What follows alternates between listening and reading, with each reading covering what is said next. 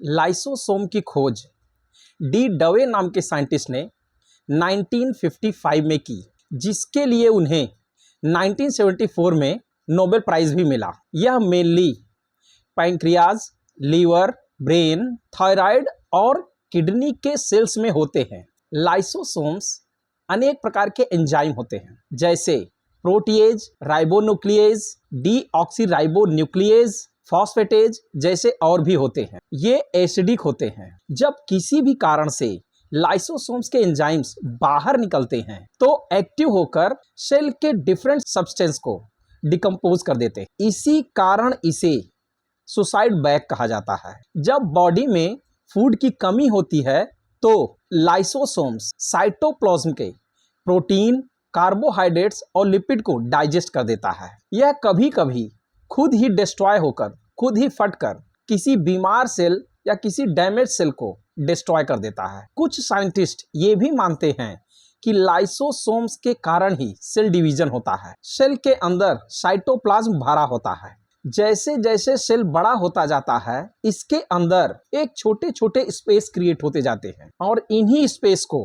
Vacuole कहते हैं। और जैसे जैसे सेल बड़ा होता जाता है, ये सभी छोटे छोटे वैक्यूल मिलकर एक बड़ा वैक्यूल बना देते हैं, जिसे सेंट्रल वैक्यूल कहते हैं। वैक्यूल के चारों ओर एक पतली मेम्ब्रेन होती है, जिसे टोनोप्लास्ट या वैक्यूलर मेम्ब्रेन कहते हैं। वैक्यूलर मेम्ब्रेन के अंदर एक लिक्विड भरा होता है, जिसे वैक्यूलर सैप कहते हैं। इस सैप में carbohydrates, mineral, amino acids, protein, carbonic acid और कई डिफरेंट टाइप प्लास्टिड्स पाए जाते हैं। वैक्यूल्स सेल्स को स्ट्रेंथ प्रदान करता है।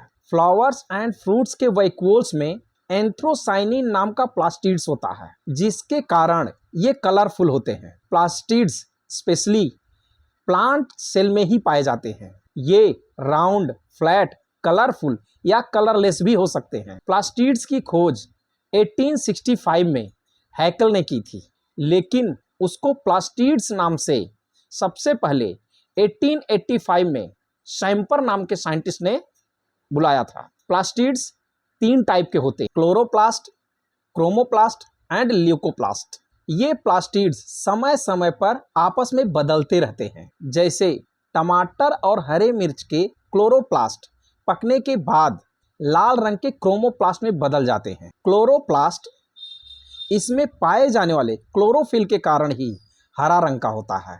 Bacteria, blue green algae, red algae और फंगस को छोड़कर सभी प्लांट्स के ग्रीन सेल्स में ये क्लोरोफिल पाए जाते हैं। प्लांट्स के जो हिस्से लाइट में होते हैं, उसी हिस्से में क्लोरोफिल पाया जाता है।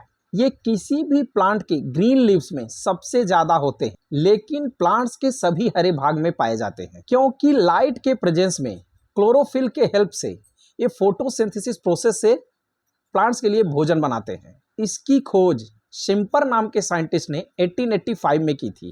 क्लोरोप्लास्ट लाइपोप्रोटीन की बनी हुई 2 मेम्ब्रेन से ढकी हुई होती है। एक दानेदार लिक्विड इस मेम्ब्रेन से ढकी होती है, जिसे स्ट्रोमा कहते हैं। इस स्ट्रोमा के अंदर सिक्कों की तरह दिखने वाले कुछ स्ट्रक्चर्स होते हैं, जिन्हें ग्रैनम कहते हैं।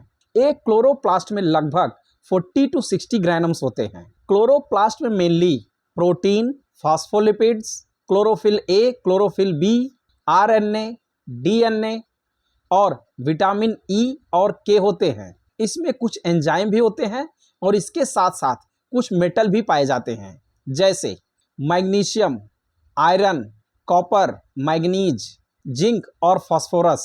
लाइट रिएक्शन, इसका मतलब फोटोसिंथेसिस ग्रैनम में ही होता है, जबकि डार्क रिएक्शन स्ट्रोमा में होता है। इसके फलस्वरूप भोजन या ग्लूकोज या कार्बोहाइड्रेट बनता है। क्रोमोप्लास्ट अक्सर violet, yellow, red, brown red अनेक कलर के होते हैं। इनमें स्ट्रोमा नहीं होता।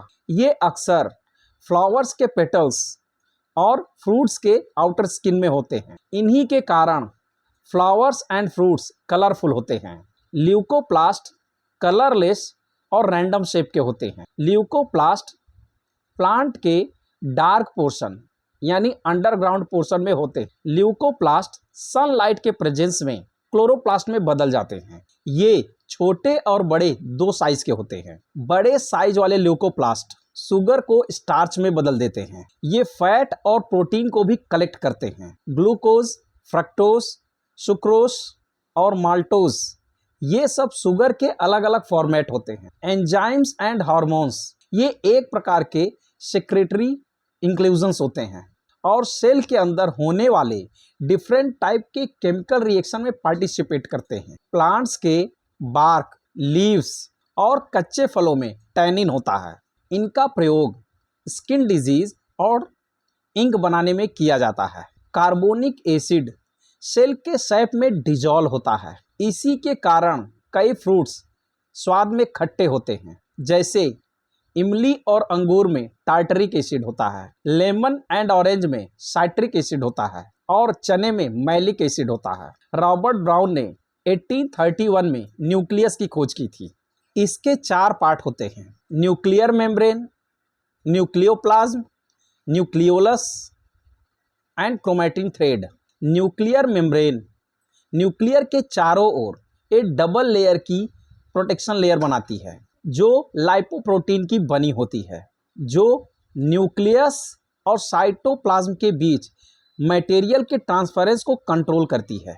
न्यूक्लियस के मैट्रिक्स को न्यूक्लियोप्लाज्म या न्यूक्लियर सैप कहते हैं। यह न्यूक्लियोप्रोटीन का बना हुआ ट्रांसपेरेंट कोलाइडल फ्लूइड होता है जो न्यूक्लियर मेम्ब्रेन से ढका होता है। इसमें न्यूक्लियोलस एंड क्रोमैटिन थ्रेड के अलावा एंजाइम्स, मिनरल्स, आरएनए और राइबोसोम्स होते हैं। न्यूक्लियोलस की खोज फंटाना नाम के साइंटिस्ट ने 1781 में की थी, जिसको बाद में बाउमैन नाम के साइंटिस्ट ने इसका नाम न्यूक्लियोलस रखा। न्यूक्लियस के अंदर 1 या 2 न्यूक्लियोलस होते हैं। इसके चारों ओर कोई भी मेम्ब्रेन नहीं होता, जिसके कारण ये न्यूक्लियोप्लाज्म के कांटेक्ट में रहता है। न्यूक्लियोलस प्रोकैरियोटिक सेल में नहीं पाया जाता। न्यूक्लियोलस में प्रोटीन के अलावा आरएनए और डीएनए पाया जाता है। न्यूक्लियोप्लाज्म में डार्क कलर के थ्रेड लाइक स्ट्रक्चर्स होते हैं, जिसे क्रोमैटिन थ्रेड या क्रोमोनेमा कहते हैं। ये धागे एक दूसरे के ऊपर फैलकर ये नेट लाइक स्ट्रक्चर बनाते हैं, जिसे क्रोमैटिन रेटिकुलम कहते हैं। सेल डिवीजन के समय एक दूसरे से अलग होकर ये क्रोमोजोम्स बनाते हैं। न्यूक्लियस सेल के सभी बायोफंक्शन को कंट्रोल करता है, इसीलिए इसको कंट्रोल रूम ऑफ सेल कहते हैं। न्यूक्लियस में जेनेटिक मटेरियल होता है। न्यूक्लियस ही सेल डिवीजन के लिए रिस्पॉन्सिबल होता है, जिससे बॉडी में ग्रोथ होता है। क्रोमोजोम्स 2 वर्ड से मिलकर बना होता है, क्रोमो एंड सोमा। क्रोमो का मतलब होता है कलर, सोमा का मतलब होता है बॉडी। स्ट्रासबर्गर ने 1875 में सबसे पहले इसको पता लगाया था, लेकिन 1888 में वॉल्डेयर नाम के साइंटिस्ट ने इसका नाम क्रोमोजोम्स रखा। किसी भी ग्रुप के सभी एनिमल में क्रोमोजोम की संख्या समान होती है, लेकिन अलग अलग ग्रुप के अलग अलग एनिमल में क्रोमोजोम्स की संख्या अलग अलग होती है। क्रोमोजोम्स जेनेटिक्स कैरेक्टर के लिए रिस्पॉन्सिबल होता है, इसीलिए इसे फिजिकल बेसिक ऑफ हेरिडिटी कहते हैं। क्रोमोजोम्स लिविंग बॉडी के सभी फिजिकल और मेटाबॉलिक रिएक्शंस के लिए रिस्पॉन्सिबल होता है। डिफरेंट क्रोमोजोम्स के नंबर और स्ट्रक्चर्स के डिफरेंट होने के कारण सभी एनिमल और प्लांट के स्ट्रक्चर्स और नेचर्स अलग अलग होते हैं। क्रोमोजोम्स के थ्रेड लाइक स्ट्रक्चर में क्रोमोनेमाटा होते हैं। क्रोमोनेमाटा पर ही जीन्स पाए जाते हैं। यह डीएनए का छोटे से छोटा पार्टिकल होता है, जिसमें जेनेटिक कोड स्टोर्ड होता है, उसे जीन्स कहते हैं। जोहानसन नाम के साइंटिस्ट ने 1909 में जीन वर्ड का यूज किया था। ये ही